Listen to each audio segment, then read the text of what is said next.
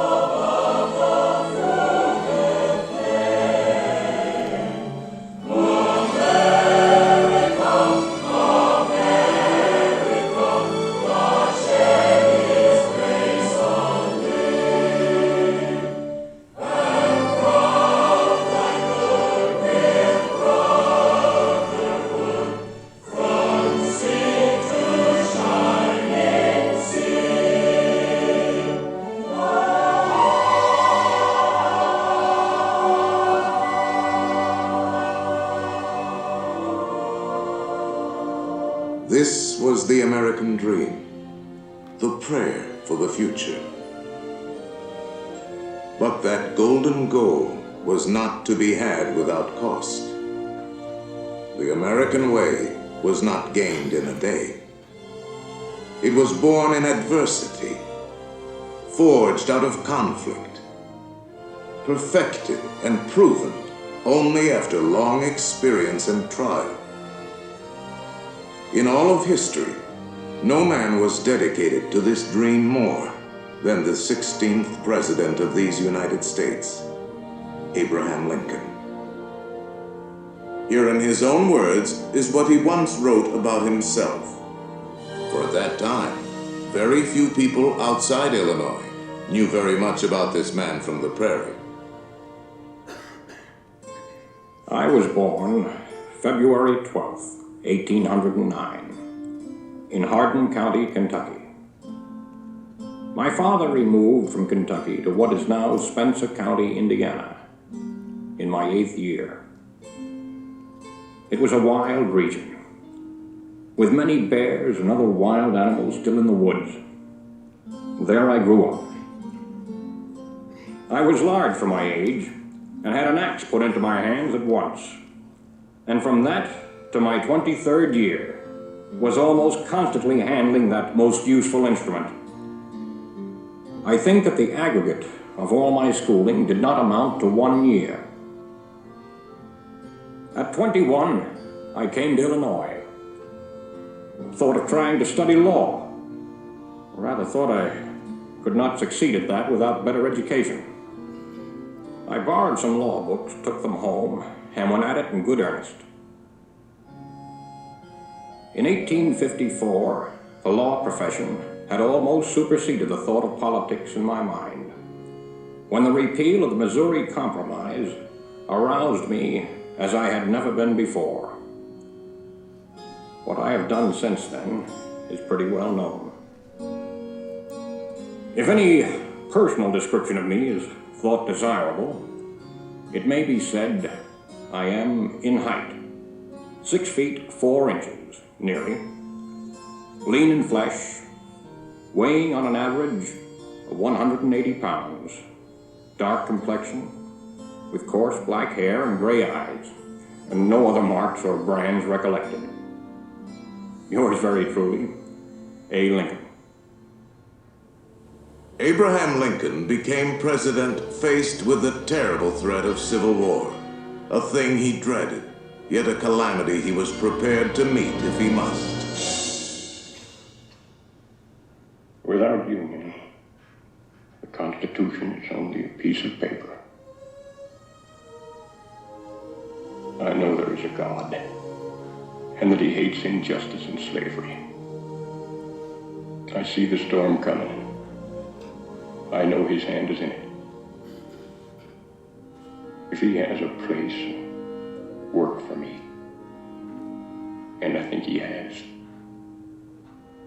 I believe I'm ready, and with God's help, I shall not fail.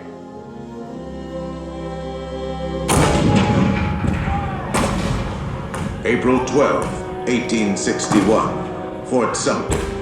the cannon spoke for war.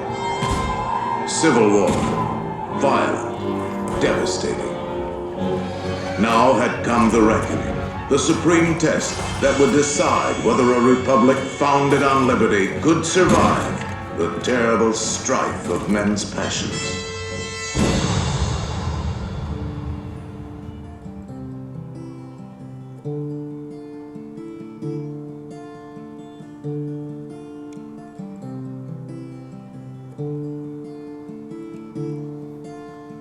Two brothers on their way, two brothers on their way, two brothers on their way.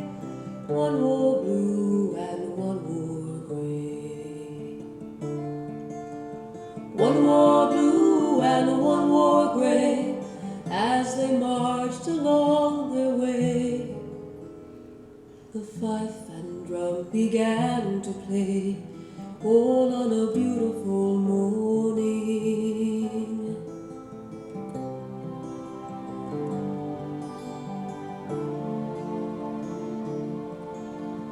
One was gentle, one was kind.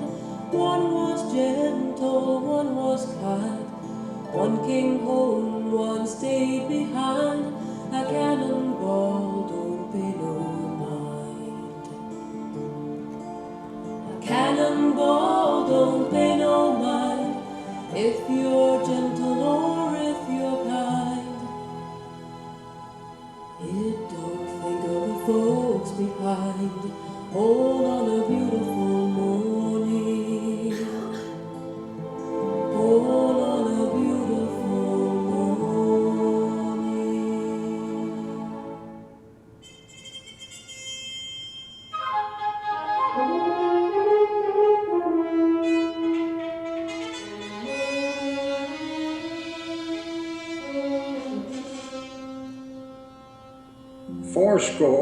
87 years ago, our fathers brought forth on this continent a new nation, conceived in liberty and dedicated to the proposition that all men are created equal.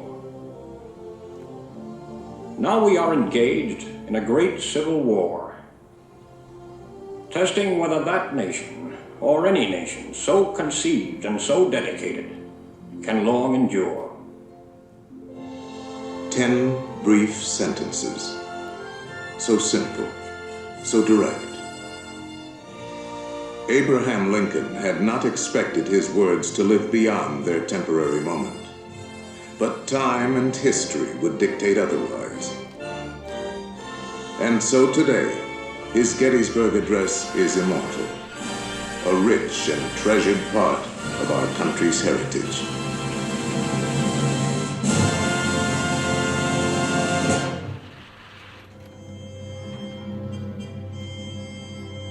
We pay tribute here not to a man who lived a century ago, but to an individual who lives today in the hearts of all freedom-loving people. His prophetic words are as valid for our time as they were for his. And now, the skills of the sculptor and the talents of the artist will let us relive great moments with Mr. Lincoln.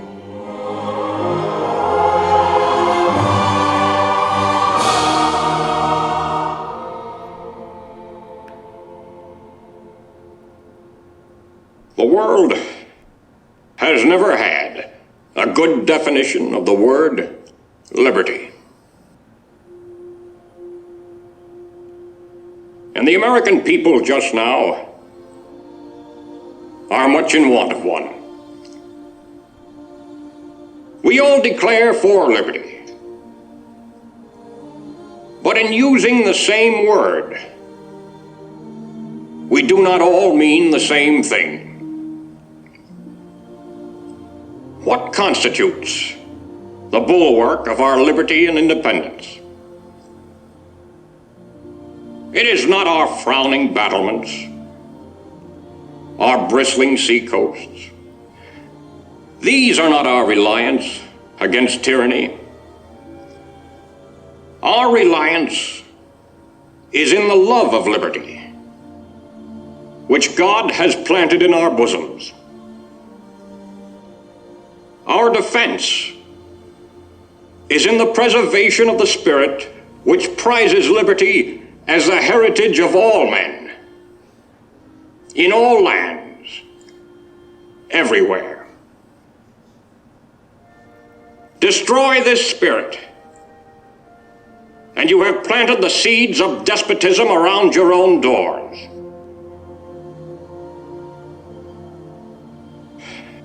At what point shall we expect the approach of danger?